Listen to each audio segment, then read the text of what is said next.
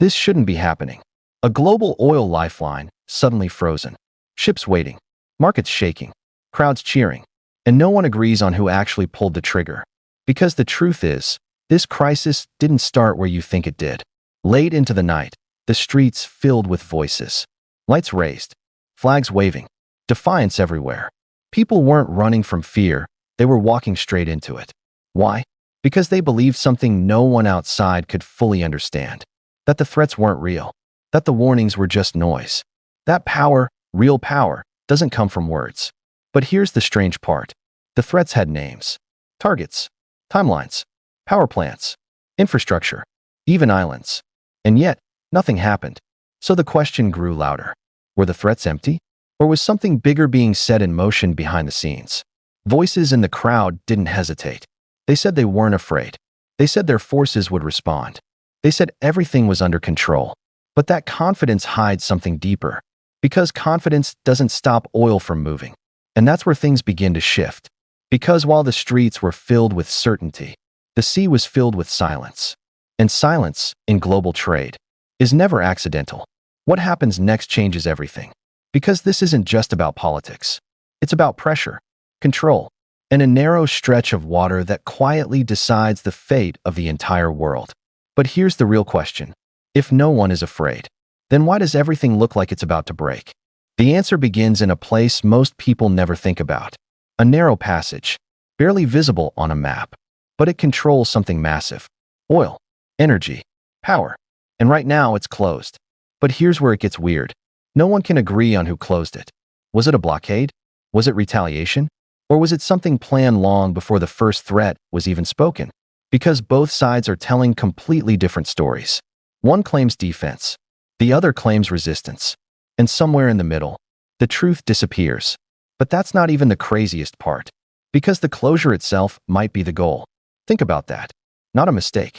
Not an accident. But a strategy.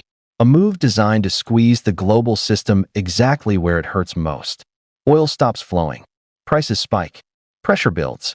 And suddenly, the entire world is forced to pay attention. But here's the twist. The country everyone expects to suffer the most may have been preparing for this all along. For years, under pressure, under sanctions, it adapted. New routes, hidden systems, untraceable methods, selling oil without being seen. So now the equation changes. If most of the oil was already moving outside this choke point, then closing it doesn't just hurt them. It hurts everyone else. And that raises a dangerous question. Was this ever about survival? Or was it always about leverage? At first, it looks like a standoff. Two sides, two narratives, both refusing to step back. But look closer, and something doesn't add up. Because neither side actually wants a full collapse. And that's where it gets complicated. Behind the noise, there's movement, quiet conversations, hidden negotiations, countries stepping in, trying to hold the line before it snaps. But here's the strange part. Some of these issues were already close to being solved. There were talks, frameworks, even near agreements. And then suddenly, everything stopped. Why walk away when you're that close? That's the question no one is answering. Because leaving the table at the last moment isn't hesitation. It's a decision. And decisions like that usually come with consequences. But that's not even the biggest twist. Because while the world sees tension, there's also restraint. Neither side is pushing to the point of no return. Not yet. Which creates a dangerous balance. Too much pressure, and everything collapses. Too little, and nothing changes. So they hover in between. A controlled crisis. But here's the real problem.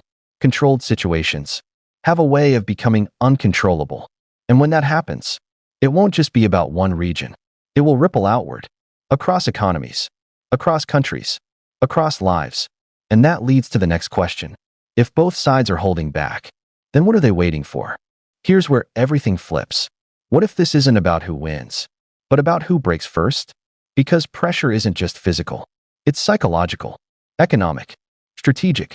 And right now, it's building on all sides. But here's the strange part. The longer this continues, the more valuable the situation becomes. Every hour the strait stays closed, leverage increases. Every delay, every uncertainty adds weight to the table. But that's not even the craziest part. Because the world is reacting exactly as expected. Markets shifting, allies stepping in, mediators trying to rewrite the outcome. And suddenly, what looked like chaos starts to look like design. But here's the twist. Design doesn't mean control, because even the best strategies have breaking points. And this one is getting close. The longer oil stays restricted, the harder it becomes to maintain balance. For everyone, not just one side. And that creates a ticking clock. Not visible, not announced, but very real. And when that clock runs out, something has to give. But what? A deal? A retreat? Or something far more explosive? Because history shows one thing. When pressure builds silently, it doesn't release quietly. And that's when everything changes. Now we reach the edge, the point where every move matters. And every delay becomes dangerous. Because this was never just about threats. It was about positioning. And now, the positions are locked. But here's the unsettling part. No one wants to be the first to step back. Because stepping back looks like weakness. And in a crisis built on perception, perception is everything. But that's not even the biggest problem. Because while leaders calculate, the system itself is reacting. Supply chains tightening, energy costs rising, uncertainty spreading faster than facts. And once that starts, it's almost impossible to reverse instantly. But here's the final twist.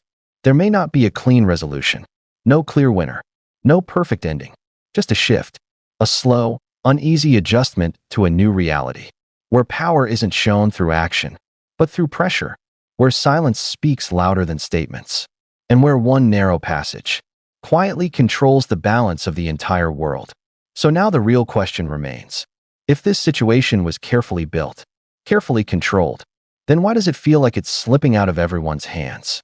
And if no one truly wants escalation, then what happens?